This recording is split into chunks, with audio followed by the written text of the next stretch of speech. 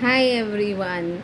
This is going to be a video to talk about what I had posted in those short videos of mine.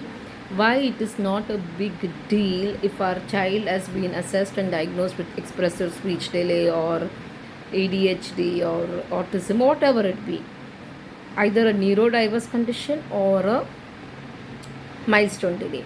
Why it is not a big deal? Firstly, just a diagnosis is not going to define our child. Yes, there is a problem. Yes, there is a delay. Yes, neurodiverse issues can remain for life, or it might just gradually decrease but remain till whole life. But what so what? How does that define your child, and how should that change what your child is, or who your child is, or what is your relationship with the child? My sincere advice to you is, okay, getting upset over it, being in denial, being in depression, and not ready to accept it is the worst thing you could do for yourself and for your child. Because if you're not ready to accept the diagnosis and the assessment, you're not accepting it is not going to make your child a different person the next minute or the next day. If the diagnosis says expressive speech delay, okay, you being in depression, you being lost, least interested in life, how is that going to change the speech of your child? Your child will still have expressive speech delay. If your child has been assessed with autism or ADHD, okay, I'm not going to now be cheerful, or I'm not going to accept it. Okay, how does that change? The child's ADHD is not going to go. Your autism is not just going to vanish in thin air, right? So what is the best thing you could do? Get a bit practical. Acceptance is the key. I'm not saying you should not be sad or upset over it, but just clinging on to that sad and upset and not taking the right steps and not taking the right intervention is going to do more harm than good. Okay? And trust me, nothing should change the way you view your child, and the way the child is going to view you and the world. The child doesn't know the world, the child knows you. As parents, the child is looking up to you. Okay, how you face situations, how you face calamities, how you face life's challenges is what your child is observing now, and what your child is learning now. If you accept it and fight it out and deal with it with the head on, your child is going to be that really strong in life. Trust me. Children learn from the parents. Challenges, struggles, difficulties are a part of everyone's life. Okay, yes, it is a little hurtful, I won't deny it, when you see children of your child's age happily reciting poems, confidently giving speeches, and here our child was struggling. My child was, I also had it, with to say one single word, or join two words together. It's natural. If you're human, it's going to be natural. But you can't just keep clinging on to it and just having no interest in life and things like that. No. Okay, expressive speech delay, children take their own time. They are observing you, they are learning concepts, they are grasping. With the right kind of therapy, they will talk.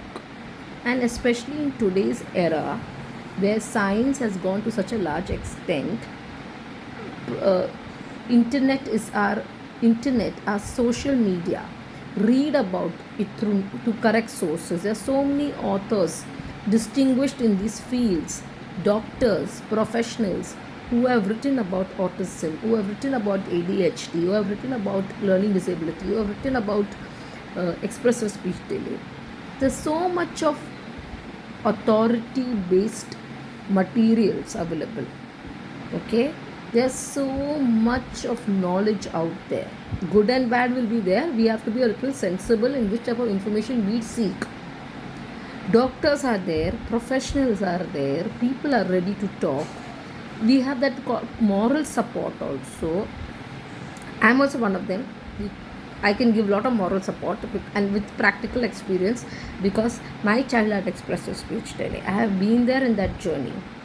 Okay, to have full-fledged conversations did not take us weeks and months. It took us some years.